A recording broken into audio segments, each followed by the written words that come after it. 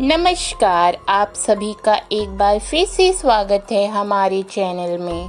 आप सभी को अपरा एकादशी की हार्दिक शुभकामनाएं। आइए सुनते हैं अपरा एकादशी की व्रत कथा। युधिष्ठिर कहते हैं, हे भगवान, ज्येष्ठ कृष्ण एकादशी का क्या नाम है और इसका क्या महत्व है? कृपा कर हमसे कहिए।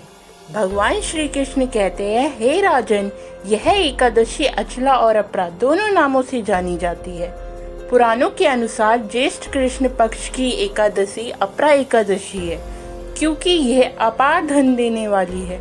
जो मनुष्य इस व्रत को करते हैं वह संसार में प्रसिद्ध हो जाते हैं और अपरा एकादशी के व्रत के प्रभाव से ब्रह्म हत्या, भूत योनि, दूसरों की निंदा आदि के सब पाप दूर हो जाते हैं। इस व्रत को करने से पर स्त्री गमन, झूठी गवाही देना, झूठ बोलना, झूठे शास्त्र पढ़ना या बनाना, झूठी ज्योतिषी बनाना या झूठा वेद बनाना आदि सब पाप नष्ट हो जाते हैं। आइए सुनते हैं अपरा एकादशी की व्रत कथा। एक समय की बात है, प्राचीन समय में महीध्वज नाम का एक धर्मात्मा राजा रहा करता था। वह हमेशा धार्मिक कार्यों में लीन रहता था।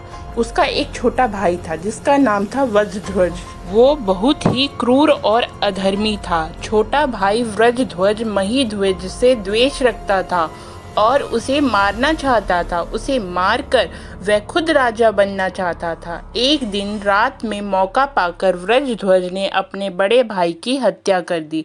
लोगों को इस बारे में पता न चल सके, इसके लिए उसने अपने भाई के शव को जंगल में जाकर पीपल के पेड़ के नीचे गाड़ दिया। राजा की मृत्यु पूर्व निश्चित नहीं थी, इसलिए यह एक अकाल मृत्यु थी। अकाल मृत्यु होने की वजह से महीध्वज प्रेत आत्मा बनकर उसी वृक्ष पर रहने लगा और उस पेड़ पर रहकर लोगों को परेशान करने लगा। एक बार धौम्य नामक ऋषि उस वृक्ष के पास से गुजर रहे थे।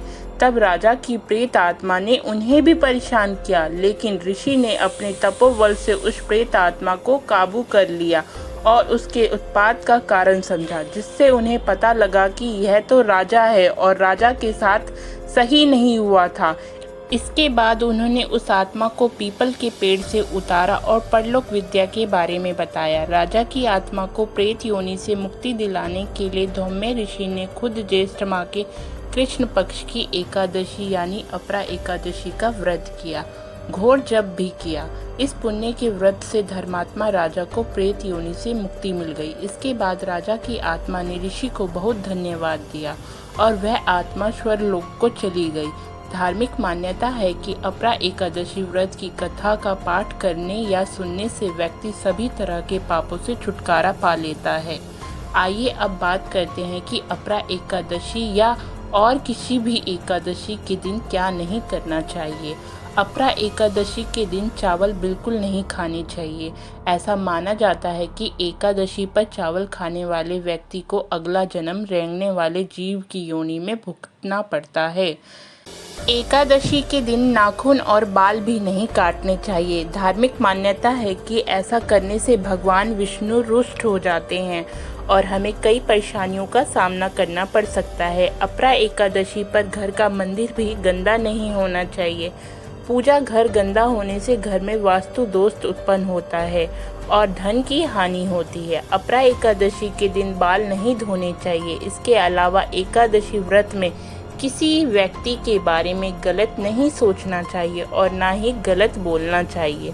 तो यह थी अपरा एकादशी की व्रत कथा। आपको ये कथा कैसी लगी कमेंट करके ज़रूर बताइए। साथ ही मेरे चैनल को सब्सक्राइब करना ना भूलें। धन्यवाद।